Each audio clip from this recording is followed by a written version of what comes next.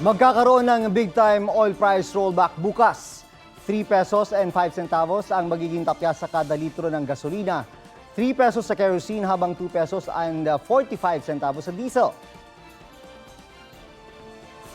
Malakihan nga ang rollback pero hamak na mas malaki pa rin ang itinaas sa presyo ng petroleum products mula nang pumasok ang taon. Sa datos ng GMA Integrated News Research, base sa data ng DOE at oil companies, 25 beses nang nagtaas ang presyo ng gasolina, katumbas ng 30 pesos and 5 centavos kada litro.